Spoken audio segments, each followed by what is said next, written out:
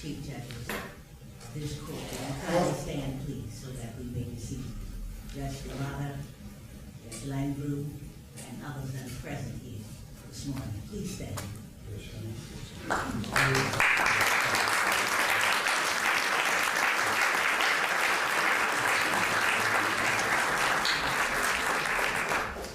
Thank you. At this time, we'll ask Mr. Redmann.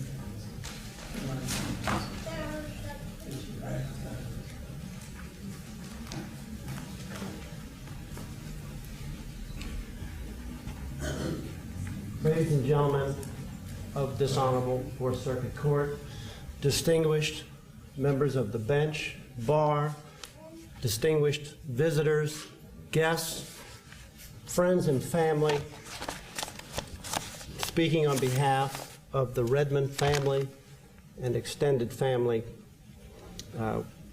we are so grateful and honored to be here today on this wonderful occasion.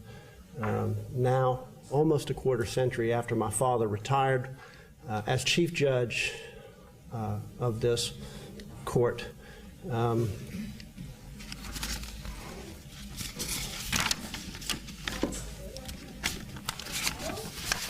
Present today are my father's children, my father's grandchildren, and even great-grandchildren. He has 3 children who are lawyers, a grandchild who's a lawyer, and goodness gracious, the Redmann law dynasty is only growing. So bear with me. I hope to paint my own portrait with the words and comments of dear family and friends, colleagues, co-workers. Some of the comments and words you've already heard. I'm gonna try and go through that. As far as his background, I think you heard a lot of the basics. He was born in 1927, the third of 10 children. He completed an undergraduate degree in Loyola in 1946, a master's degree from Notre Dame in 1949, his Juris Doctor degree from Loyola Law School in 1952, finishing first in his class. He did clerkships in district court and appellate courts. He spent a year as a trial attorney in Washington, D.C. in the United States Department of Justice's first honor graduate recruitment program. He practiced for 2 years with the firm of Gust, Barnett, and Redmann, and then he taught full-time faculty at Loyola for 8.5 years before accepting an appointment as executive counsel to Governor John McKithen. In 1968, the seat on the Fourth Circuit bench was created, and he began the adventure on the Fourth Circuit Court of Appeals, including the last 5 years until 1987 as Chief Judge. Since retiring, or after retiring, he had many opportunities when he was appointed ad hoc to sit as judge on many cases, either in another courthouse, handling all the cases in that courthouse or for that bench, or on specific cases.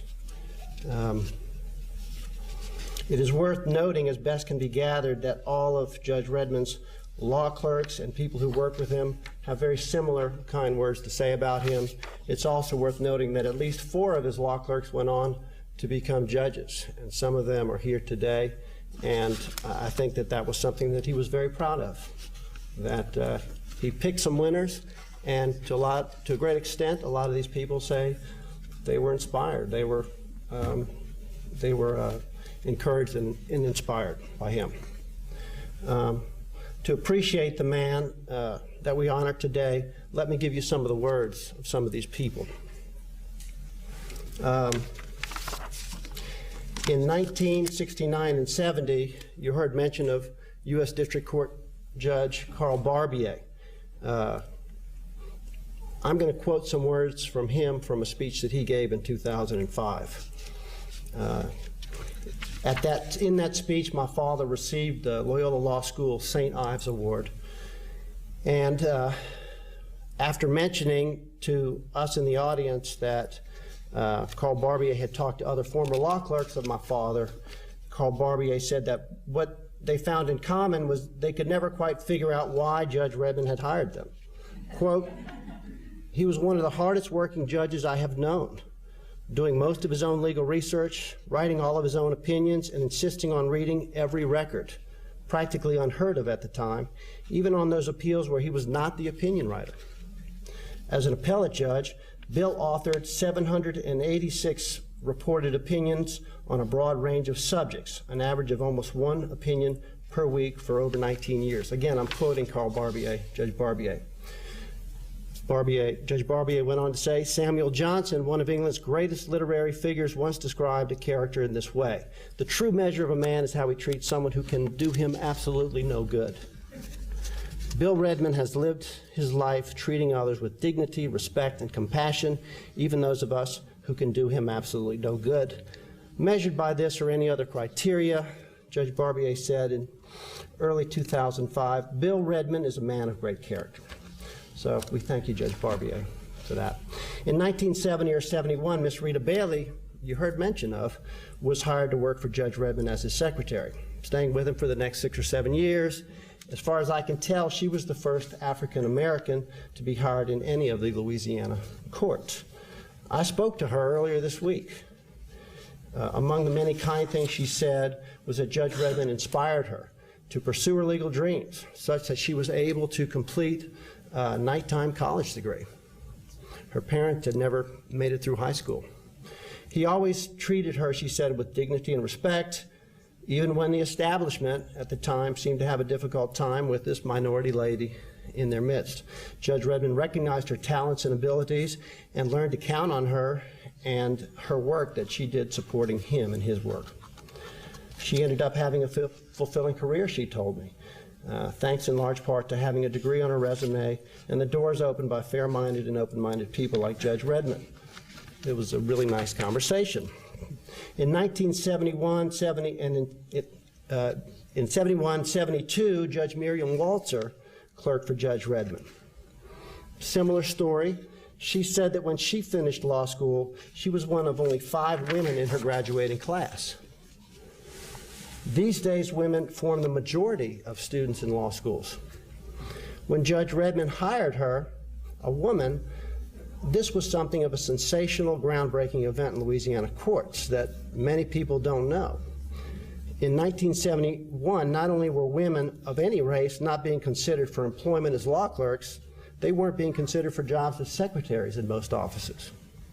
Judge Walzer stressed to me in our conversation that people nowadays forget, but back then, being a woman entering the workplace was still something of a big deal. On top of that, at that time, the Vietnam War was going on, deferments were being given to otherwise draft-eligible men and who would otherwise get the jobs, and many people resented women going into the working place. And people resented women that wanted or in fact needed to go out and find work, to put food on their tables. She said it was very refreshing when she interviewed with my dad. She encountered none of that hostility and none of the standard questions all women at that time could expect, such as, does your husband allow this?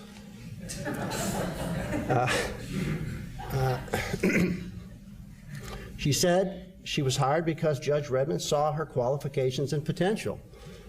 She finished first in her class. She was captain of the moot court team, among other accomplishments.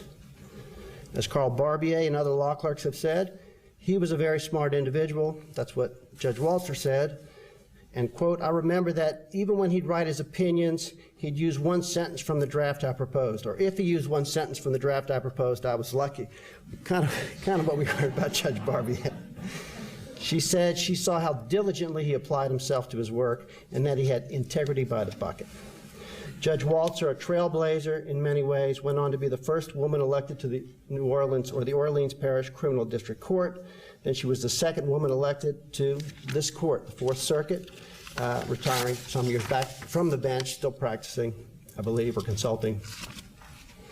Lois Eli Sr., a civil rights stalwart attorney, got to know Judge Redmann. I spoke to him briefly. He's 81 years old. He said that Judge Redmann was, quote, one of the good guys that he admired very much, a progressive thinker on the bench who didn't have a racist bone in his body. He said he regrets not being here today, but he was flying to California for a family wedding. Judge Ethel Sims Julian here today was very generous with her time. She had a lot of nice things to say about my dad. She said all true. She thought of him as a champion of the little guy, that my dad didn't want lawyering to get in the way of making a fair decision. He always tried to get to the heart of what was the real controversy and rule based on that. She, among others, such as wonderful Myrna Shelton in her office, in Judge Sims Julian's office, recalled that Judge Redmann was the first to, well, they also recalled Judge Redmann as hiring African Americans before anybody else in that courthouse. She recalled that Judge Redmann was to the point. He enjoyed saying things in few words when few words would suffice.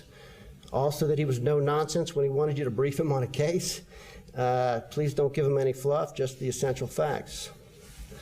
Another comment I thought brought back memories was he was very hands-on. If something was broken, he'd get out a screwdriver and he'd go fix it. I told her I've remembered as a child we never saw repairmen around our house, my dad. He had the washing machine motor in pieces on the kitchen table. It would drive my mother nuts at times, but you know, he saw no challenge he didn't want to try and take apart and fix. She remembered his jovial side, which she also enjoyed very much. Myrna Shelton had similar comments. The funny story is when computers were first introduced into the courthouse, and I remember this, they were the Wang computers, and Myrna tells a story of a co-worker who maybe she was new there, she didn't know who he was, and he was tinkering with the computer, and the lady said, are you the Wang man? And my dad in his stentorian voice said, no, young lady, I'm the chief judge. And anyway, if you knew my father and you could picture that, it's probably a lot, probably had to be there. But anyway, my father's law clerk during the mid-1980s for a couple of years, John Krentel, he was here today, kind enough to spend time with me on the phone. He had similar comments, including that the way the opinions my father wrote were written, they were different from most others. My father would talk about this with Mr. Krentel and say that, you know, they talked about how, John Krentel told me how the way one word is defined would make all the difference in the world is how my father would discuss it with him. That one classification, either on one side or that side, on this side or that side, whether something was a this or a that could change the entire outcome. And Mr. Krentel said he remembered learning that from my father. One case I'll talk about, Mr. Krentel reminded me about, was the Lejeune versus Rain Branch Hospital case, ultimately decided in 1990 by the Supreme Court, but they referred to a case, an opinion written by my father in 1973. That case overturned 100 years of precedent. The Supreme Court wrote, in part, that the blanket denial of claims has been especially criticized because the treatment of mental anguish claims for injury to a third person differs from the jurisprudential treatment of mental anguish claims for damages to one's property. The Fourth Circuit expressed its dissatisfaction with that distinction in Cambrise versus Fern Supply, while finding it necessary to refuse mental anguish damages. Writing for the court, the Supreme Court says, Judge Redmann stated, thus apparently the Louisiana law is that mental suffering from injury to one's property is compensable and mental suffering from injury to one's child is not. Here, for example, the mother's grief over the bloodied and torn clothing of her son might be compensable, but her grief over his bloodied and torn leg is not. That was part of the gift. How do I say it? The ability of Judge Redmann to say, you know, that's not right. The Supreme Court used that as an example, among others in this decision, to say, well, you know what, it may be the law for the past 100 years, but we're going to change that. And that Supreme Court case is the law today. And that's something that people who love the law can say that's a good example of doing the right thing and overturning the law when it needs to be overturned. Roger Stetter, also here today, worked with my father on an important textbook on appellate advocacy and appellate practice, I think maybe is the proper name, with my father and Eldon Fallon, a judge here in town. And just a few quotes from Mr. Stetter, who was generous with his time and comments with me. He said, "Bill was a very humble gentleman, and he was so brilliant. But I can recall him coming into the faculty lounge with a casebook and notes and saying something like, 'Well, maybe I should learn some law,' and he'd proceed to read and prepare for his class." He was a man who absolutely adored his wife. She was a gorgeous woman, Anna Maria. He was crazy about his family. Eventually, I came to meet some of the children, not all of them, so I only have really good memories of Judge Redmann, as well as Anna Maria Redmann. They were an unusually wonderful couple. They were always together at bar functions. Anna Maria always accompanied him to those events. They were always so delighted to be together, so happy. Bill worshiped her, worshiped the ground she walked on. It's a blessing that the children can say that our father not only applied himself to taking care of his work responsibilities, but he really did devote himself to us. This I never even heard of, but Father Larry Moore told me this, and I thought it was worth sharing. Father Moore said that in the early 90s, my father taught full-time at Loyola. He did a study of how a student's grades in law school, how they correlated or how well they predicted passing the bar exam. He said